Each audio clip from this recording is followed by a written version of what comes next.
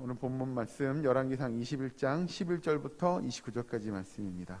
오늘 본 말씀에 보면 이제 어저께 아침에 새벽에 본 대로 이세벨이 일종의 모종의 음모 또는 작전을 짜게 되죠. 그리고 나봇을 죽게 만듭니다. 그런데 성경의 말씀에 보면 나봇만 죽은 것이 아니라 나봇의 집안에 있는 나봇의 아들들 또는 나봇의 손자들까지 있으면 모든 남자들을 다 죽였다. 이건 이제 우리가 이야기하는 대를 끄는 거죠. 요즘 쉽게 표현하면 그렇게 나봇의 집안의 사람들을 모두 다 죽이게 됩니다. 그 밑에 가서 보시면 14절 말씀 잠깐 볼까요? 14절에 이세벨에게 통보하기를 나봇이 돌에 맞아 죽었나이다 하니 이제 이렇게 이야기합니다. 나봇을 죽이게 되고 그 왕에게 이 이세벨이 나봇이 죽었으니 나봇이 가지고 있던 차지하고 있던 그 포도원을 이제 왕이 차지하십시오라고 이세벨이 이야기합니다. 그럼 여기서 이제 우리가 좀 살펴볼 것이 있죠. 이건 예를 들면 겁니다. 그러면 왕은 나는 가만히 있었어요. 저는 아무것도 하지 않았어요. 라고 말할 수 있겠느냐라는 겁니다. 일단은 가장 먼저 이 아합 왕이 그에게 탐욕이 있었어요. 나 저 땅 갖고 싶어. 저거 내가 가지면 좋겠어. 라고 하는 거였죠. 그러면 아합 왕만 잘못했냐? 그 말을 듣고 모종의 계략, 모종의 작전을 짠 건 누구냐면 바로 이세벨입니다. 그러면 이세벨은 저는 그냥 말만 했어요. 라고 이야기할 수 있겠느냐? 아니요. 이세벨이 정말 큰 죄를 저질렀죠. 여기서 사실 죄의 경중을 따지기는 어렵습니다. 아합은 요만큼 잘못했고 이세벨은 이만큼 잘못했어요 라고 말하기 어려운 거죠. 그러면 아합도 잘못했고 이세벨도 잘못했죠. 죄를 지은 거죠. 그럼 이 두 사람만 죄를 지었냐? 아니요. 오늘 성경 말씀 보시면 이렇게 시작합니다. 11절에 그의 성읍 사람 곧 그의 성읍에 사는 장로와 귀족들이 라고 이야기하죠. 왕도 그렇고 왕후도 그렇고 여기 등장하는 장로와 귀족들도 결국은 다 이 모종의 이 작전, 이 음해하는 이 일에 합세하게 됩니다. 그래서 장로와 귀족들이 이세벨의 지시 곧 그가 자기들에게 보낸 편지에 쓴 대로 하여라고 하는 겁니다. 그러면 이 장로와 귀족들도 사실 인간적인 것으로 좀 보자면 왕의 눈치를 안 볼 수 없는 거죠. 왕후가 이렇게 명령을 내렸는데 저 그거 안 할래요 라고 장로들이나 귀족들이 할 수 있었겠느냐? 그것도 어려웠을 겁니다. 이건 인간적인 것으로 보면 그러나 사실 이건 불합리한 거잖아요. 말 그대로 나봇을 모함하는 일에 장로와 귀족들이 함께 했다? 이건 잘못된 겁니다. 그래서 아합 왕도 그렇고 이세벨도 그렇고 여기 등장하는 장로와 귀족들도 쉽게 표현하면 다 한 통속이 되는 겁니다. 다 그렇게 하나님 앞에 범죄하는 일들을 행하게 되죠. 그러면 왕과 왕후와 장로와 귀족들만 그러면 이렇게 하나님 앞에 범죄하는 일을 함께 했냐? 그 밑에 가서 보시면 13절에 때에 불량자 두 사람이 들어와 그의 앞에 앉고 이렇게 얘기합니다. 일종의 연기를 한 음해하기 위해서 연기를 한 불량자 두 명도 결국은 그들은 없었던 일, 내로는 있지도 않은 일을 갖다가 사람들 앞에서 이야기하고 연기하는 거잖아요. 그렇게 이야기하니까 그 이제 13절 중반에 이렇게 합니다. 왕을 저주하였다 하매 무리가 그를 성읍 밖으로 끌고 나가서 돌로 쳐 죽이고. 그러면 다시 정리하죠. 아합 왕과 이세벨과 장로와 귀족들 그리고 연기한 두 명만 잘못했냐? 아니요. 여기 등장하는 대로 13절 후반절에 무리가 그를 성 밖으로 끌고 나가서 돌로 쳐 죽였다라고 하는 사실 온 이스라엘 백성들의 무리도 결국 이 모함에 이 음모하는 일에 함께 동참하게 됩니다. 그러니 여러분 여기서 이야기하는 내용들을 종합해 보면 결국 왕부터 저기 모든 백성까지 다 모든 이스라엘 민족이 하나님 앞에 범죄하게 됩니다. 그 일을 통하여 하나님께서 이스라엘 백성들에게 아주 분명하게 이야기하고 있는 것이죠. 더군다나 여기서 아합 왕에게 더 분명하게 아주 극명하게 이야기합니다. 밑에 가서 보시면 이제 17절 볼까요? 17절에 이렇게 합니다.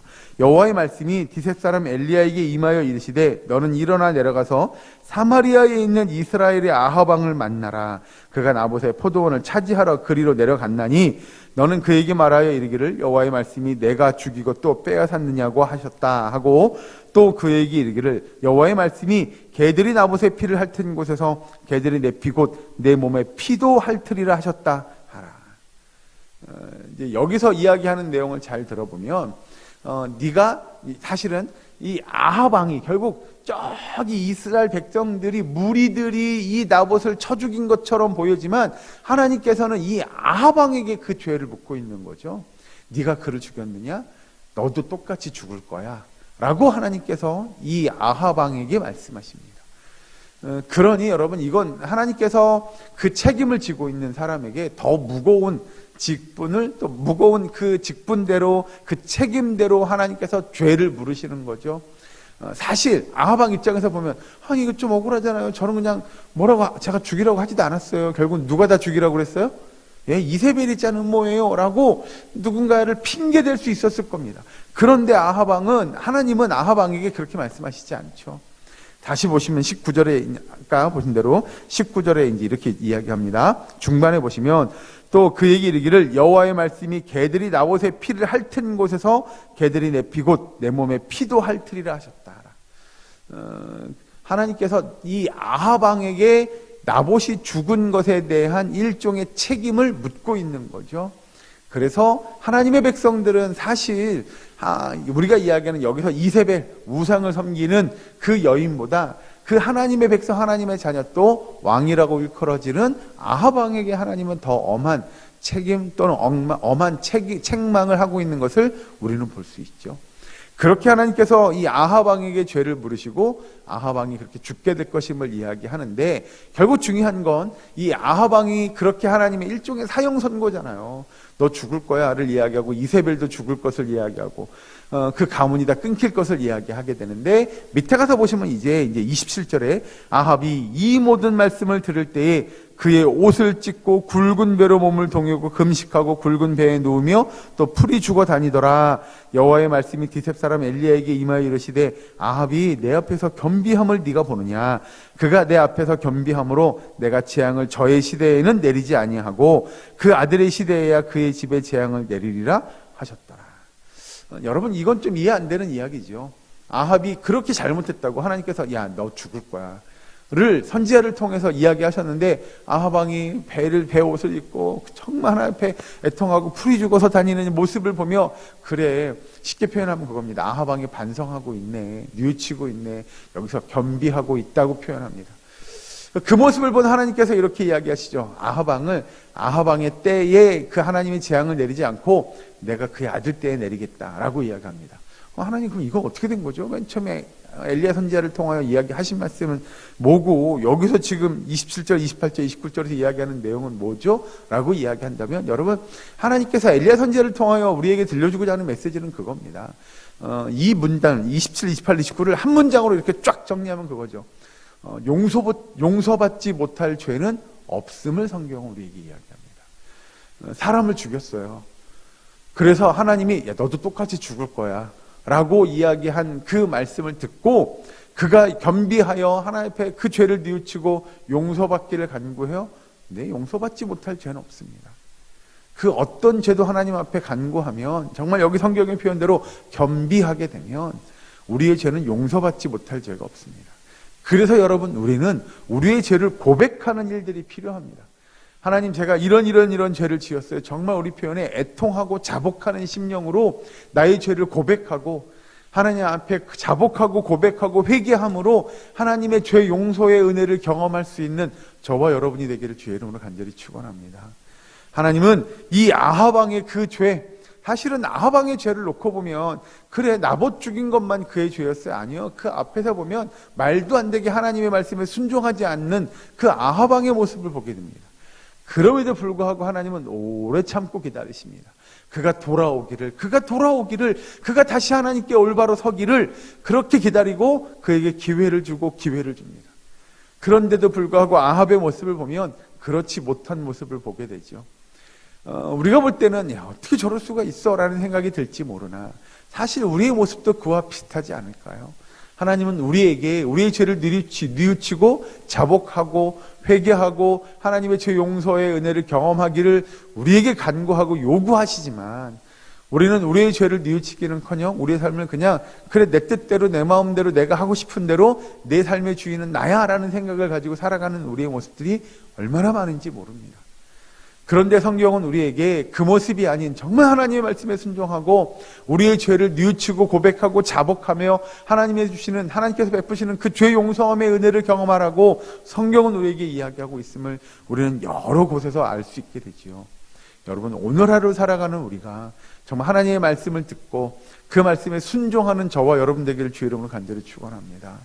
그리하여 우리의 죄를 고백하고 자복하며 하나님 앞에 죄 용서함의 은혜를 경험할 수 있는 저와 여러분, 우리의 매일매일의 삶 속에서 하나님 앞에 올바로 서지 못했던 우리의 삶을 자복하고 반성하며 하나님께서 우리를 붙들어 주시기를 간절히 기도하는 마음으로 나아가는 저와 여러분 되기를 주의 이름으로 간절히 축원합니다. 아버지, 오늘 하루도 하나님의 그 도우심의 은혜의 역사가, 하나님의 그 긍휼하심의 은혜의 역사가 우리의 사랑교회의 모든 성도들의 삶 가운데 이루어질 수 있기를 간절히 주의 이름으로 축원합니다. 기도하겠습니다. 사랑과의 하나님 감사합니다. 아버지, 우리의 삶을 주장하여 주시옵소서. 아버지, 진정 주님 앞에 우리의 죄를 고백하고 자복하는 주의 백성 되기를 원하오니 주님 도와 주시옵소서. 아버지, 우리의 죄를 그 주홍과 같이 붉은 죄를 눈과 같이 희게 하여 주시옵소서. 주께서 용서하여 주시사 우리의 삶이 하나님의 은혜로 넘쳐날 수 있도록 인도하여 주시옵소서. 말씀에 순종하는 주의 백성 되기를 원합니다. 주님 인도하시고 역사하여 주시옵소서. 아버지, 우리의 사랑교회 모든 권속들에게 놀라운 은혜의 역사가 임하기를 원하오니 주께서 함께 하시고 위로하시고 역사하여 주시옵소서. 우리가 기도할 때 우리의 환우들을 위해 기도합니다. 주님 도우시고 인도하심에 역사하시고 우리의 그 아픈 것들을 고쳐주시고 회복시켜 주시옵소서. 강건케 하여 주시고 병석을 떨치고 일어나며 주님 앞에 영광 돌려드리는 우리의 환우들이 되게 하여 주시옵소서. 아버지, 모든 감사와 영광을 주께 돌려드리며 예수님의 이름으로 기도하옵나이다. 아멘.